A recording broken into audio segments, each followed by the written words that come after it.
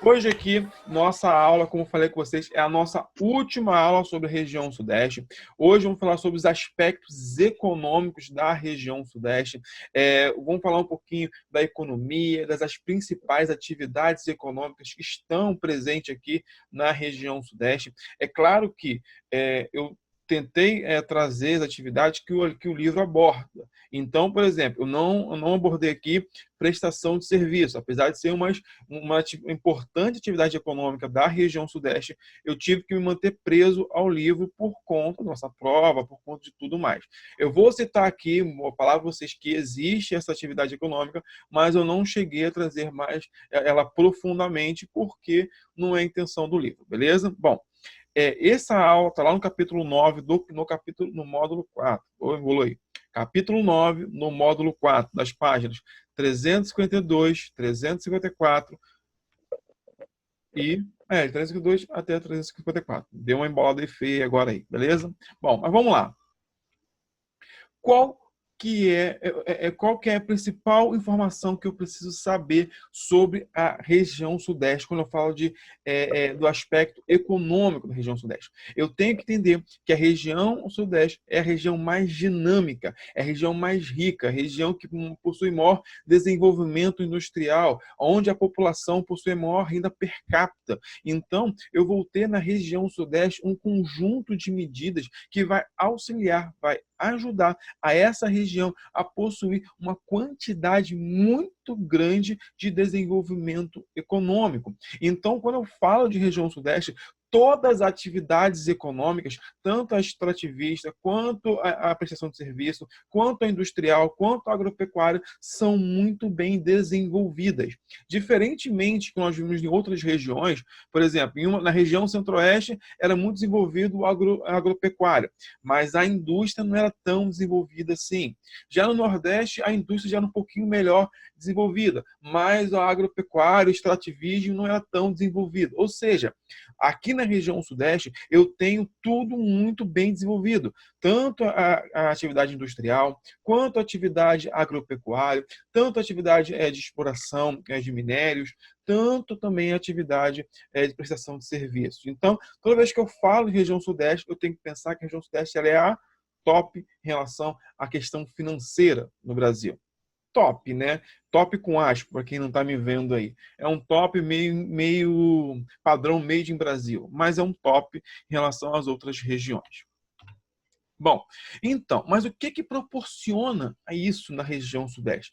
Primeiro lugar, a região Sudeste ela possui uma ótima infraestrutura.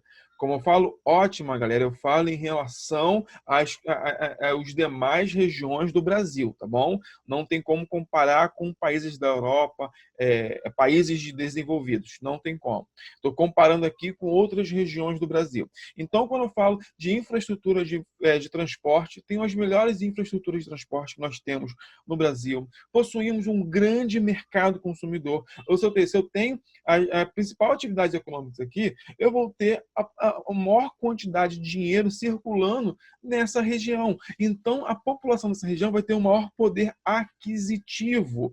Então, o mercado consumidor aqui vai ser muito forte. Então, por isso que vai atacar, geralmente, as grandes empresas vão tentar vender primeiramente aqui. Você pode ver, quando lança algum provedor novo de internet, algum serviço novo, primeiro se lança nas capitais, São Paulo e Rio de Janeiro, para depois chegar mais ou menos aqui na nossa região, que é São Gonçalo, que é a região metropolitana, ainda mais no interior. Ou seja, primeiro eles sempre vão atacar aonde possui o maior mercado consumidor.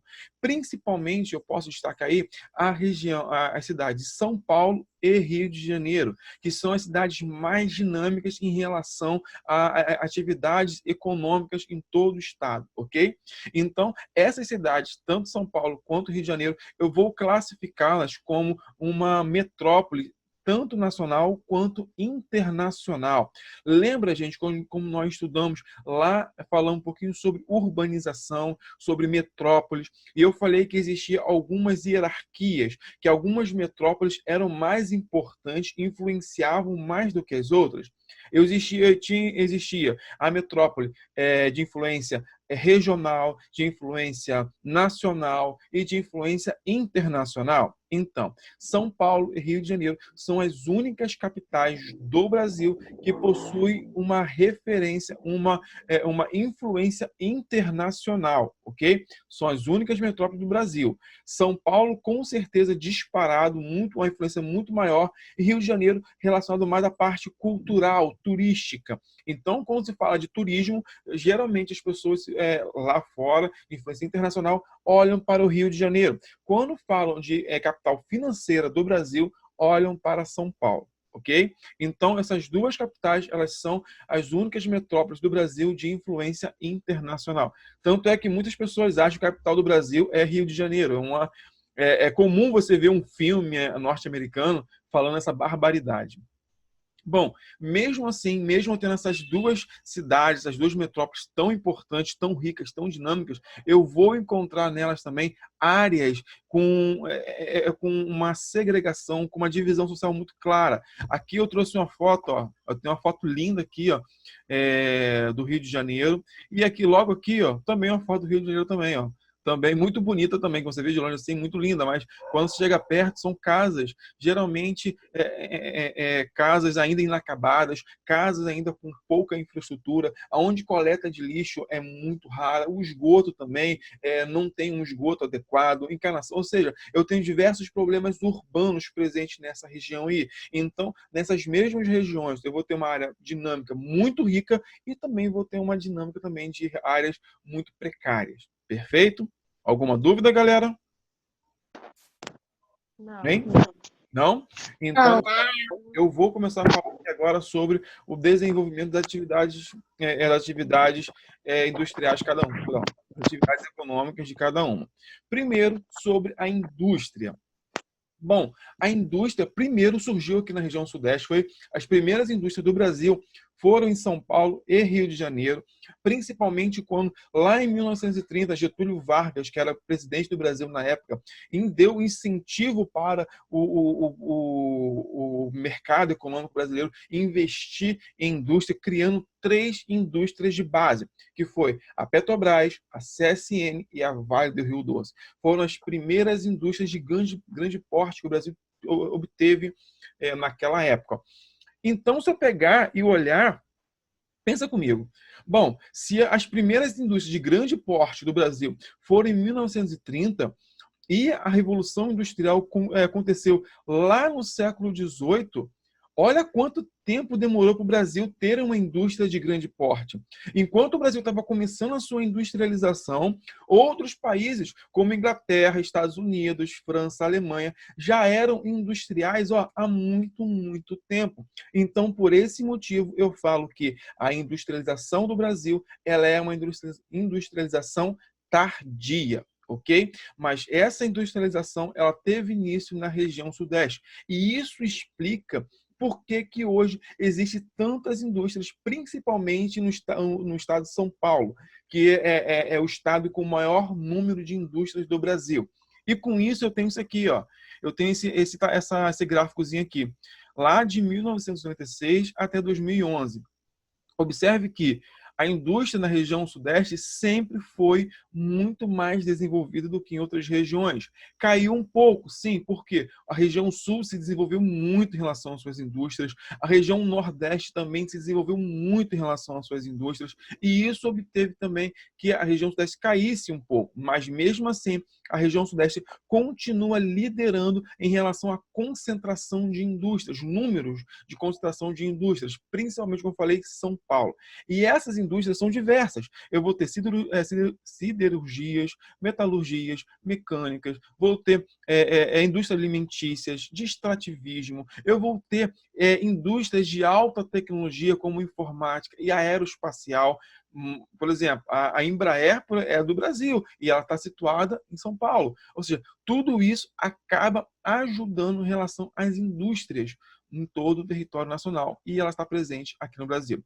Hoje, atualmente, se eu pegar o PIB brasileiro só do ramo industrial, eu vou ter que 58% de todo o PIB gerado pela indústria no Brasil vem da região sudeste. Então, a região sudeste, em relação às suas indústrias, é muito bem desenvolvida.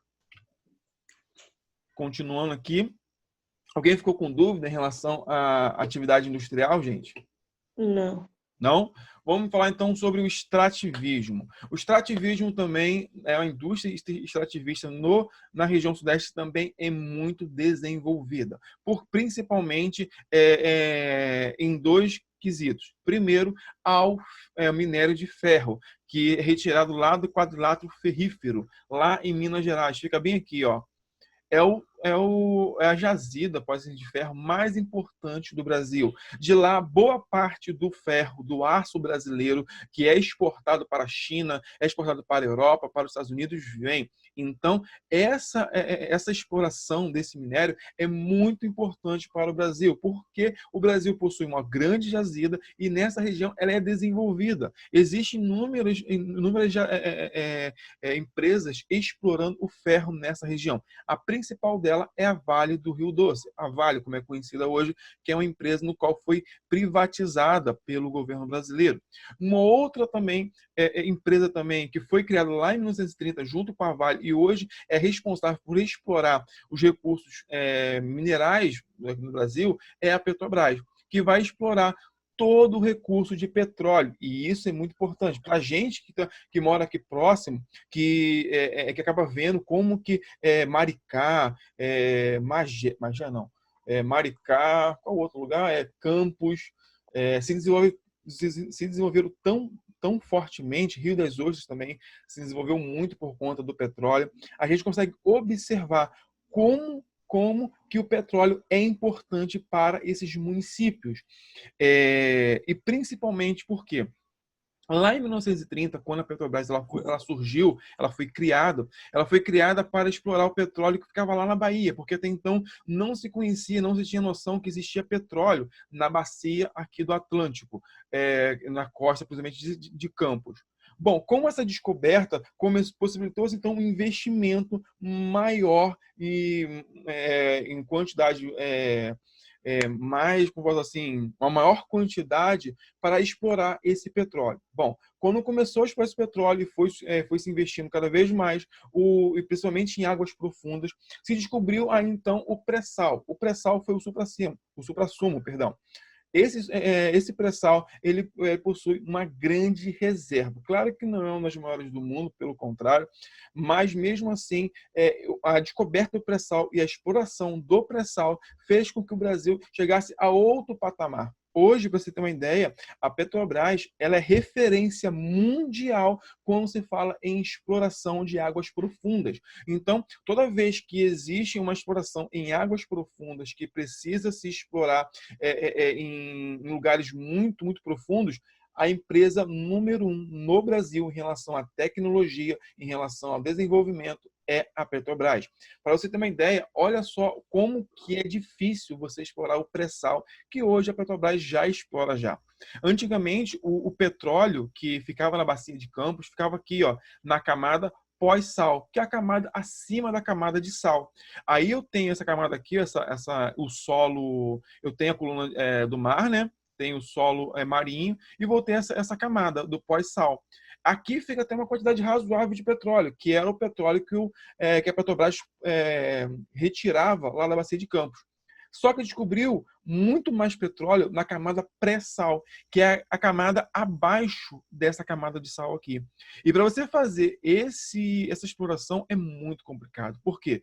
Imagina só, você passar por toda a coluna da água, toda a correnteza, os animais e tudo mais que ocorre aqui no ambiente marinho.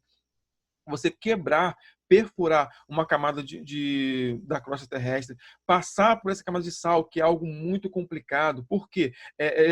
Não é firme, ela é meio gelatinosa. Então, as brocas elas não conseguiam perfurar. Por isso que era tão difícil você alcançar essa camada pré-sal. Até então, você passar essa camada de sal e então chegar na camada pré-sal. Olha só a distância que é você extrair esse petróleo. Então, o petróleo que é retirado hoje aqui, para você ter uma ideia dessa parte do pré-sal, é muito, muito importante. Tem até informação bem interessante no livro, que traz o que aqui, que fala o seguinte... Professor, então eles têm que ir até o fundo do mar para cavar, Para chegar na camada do pré-sal? Não, Pré-sal, quer não, dizer? não. É mais complicado que isso. Primeiro, ela vai perfurar, ela vai passar por toda a coluna da água, no fundo do mar, chegar na primeira camada, na camada pós-sal, que era a camada onde Uhum. retirava o petróleo antigamente, que não é tão difícil, assim, para eles, no caso, né? Para eles não é tão difícil assim. O mais complicado foi passar por essa coluna de sal, que é bem extensa. Essa coluna de sal tem mais ou menos 2 quilômetros, 2.000 metros, essa coluna de sal aqui. E o complicado dela não é a espessura dela, e sim a composição dela, porque ela é composta por sal. Então, ela é sal e água. Então, ela é meio gelatinosa. Ela É. não. Quando as brocas passam, elas não conseguem perfurar como forma uma rocha normal. Então, era muito complicado. Eles demoraram anos para desenvolver uma tecnologia para até ultrapassar essa coluna de sal. E daí, então, chegar na camada aí mais dura, que era a do pré-sal, e então pegar o óleo. Olha que complicado que é. Por isso que o nosso combustível não, o nosso petróleo, ele é tão caro.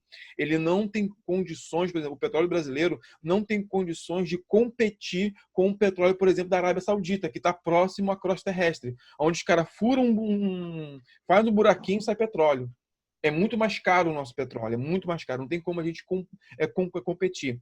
E outro quesito, o nosso petróleo marinho, ele não é tão bom para derivados de combustível, por exemplo, para fazer gasolina, fazer diesel, querosene, não é tão bom não. O nosso petróleo, ele é muito bom para fazer plástico, borracha, derivados, outros derivados do petróleo, no caso, né? Já o combustível a gente acaba exportando de fora, comprando lá, principalmente do Oriente Médio. Entendido? Alguma dúvida? Sim, sim, entendi. Beleza, então. Bom, já a agropecuária. A agropecuária também, ela é muito desenvolvida. É claro que não chega, não tem como competir com a região centro-oeste, que é totalmente focada no agropecuário, mas a região sudeste possui alguns cultivos muito importantes, não só para o Brasil, até internacional.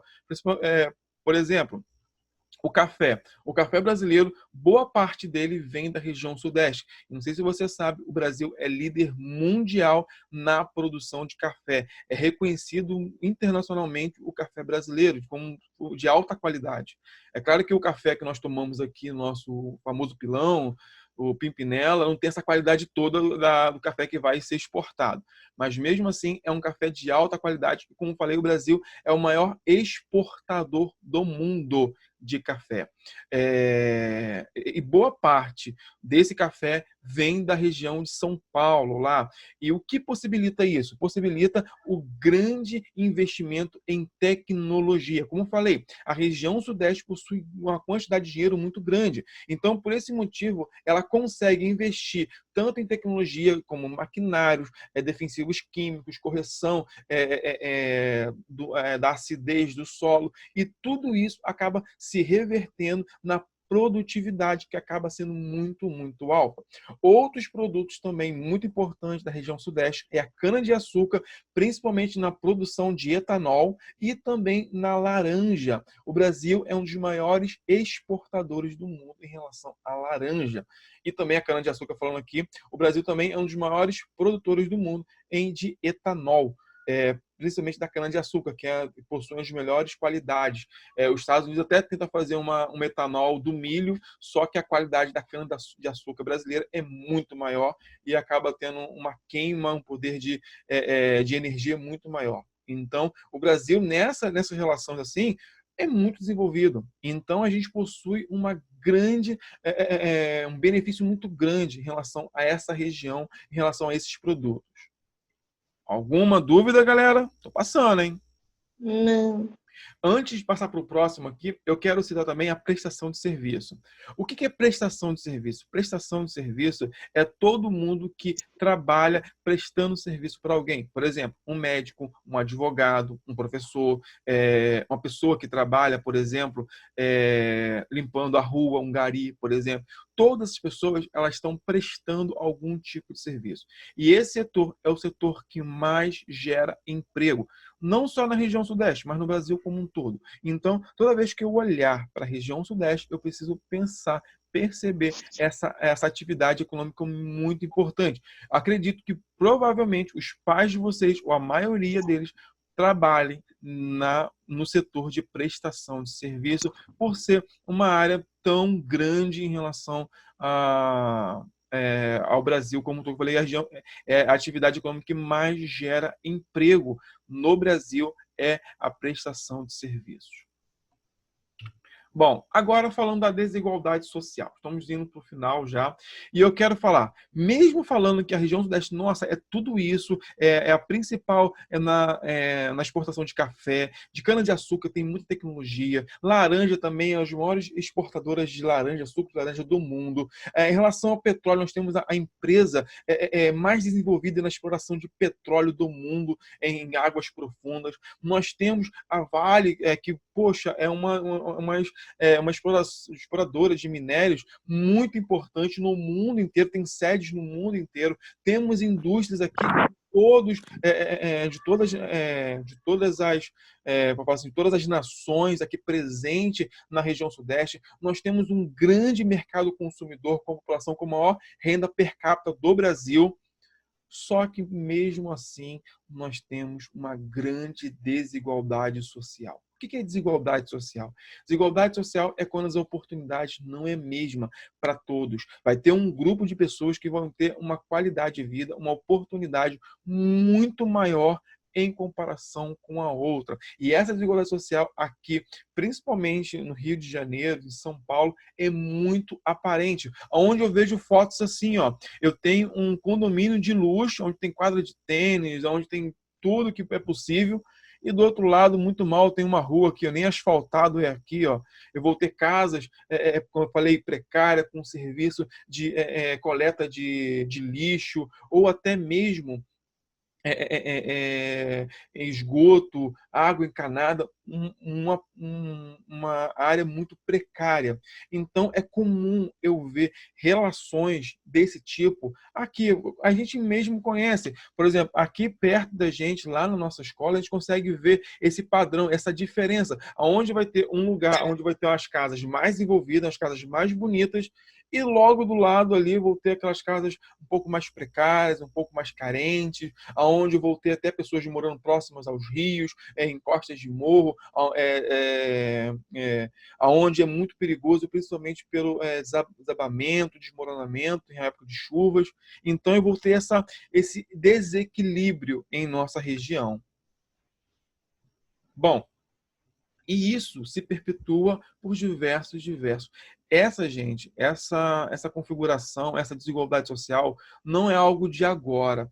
Como eu falei, da mesma forma que eu tenho como explicar por que a região Sudeste é a mais industrializada, é a mais rica, é a mais dinâmica, que é um fato histórico, também essa divisão social também é um fato histórico. Também, se eu for estudar a nossa história, eu vou ver que isso não é de agora. É desde a época da colonização, onde a segregação sempre foi marca do nosso país. Então, eu vou ter uma região, uma área muito desenvolvida e uma região bem próximo também, com várias situações precárias. Aí eu vou ter transporte insuficiente, como a gente conhece aqui, os transportes tudo lotado, ou demora muito para passar. Eu vou ter uma qualidade de internet, televisão, uma qualidade muito precária de segurança, educação. Olha só, quem aqui já não teve esse problema já de comprar algo pelo correio e o correio falar que não pode entregar porque a área